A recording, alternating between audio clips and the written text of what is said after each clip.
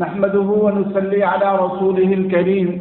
اہل مدارس سے گزارش ہے کہ وہ اپنے ہاں ایک شعبہ نشر و اشاعت قائم کریں، دعوت و تبلیغ کا شعبہ قائم کریں، اور اس میں باقاعدہ اساتذہ کے گھنٹے رکھے جائیں۔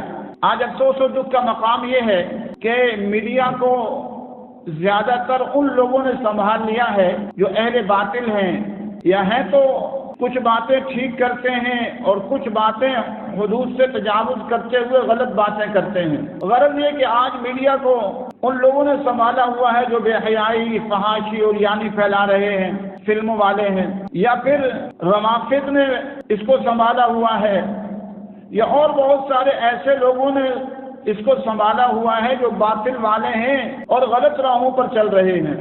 اسی اہل مدارس سے گزارش ہے کہ اپنے ہاں ایک شعبہ نشر و اشاعت قائم کریں، دعوت و تبلیغ کا قائم کریں۔ اس میں تمام ہماری جو کتابیں ہیں ان کو ہم درسن پڑھائیں اور ان کا درس دیں۔ نحو ہے، صرف ہے، اس کے ساتھ ساتھ اصول فقہ ہے، قواعد الفقہ ہے، بلاغت ہے، حدیث ہے، تفسیر ہے، فقہ ہے۔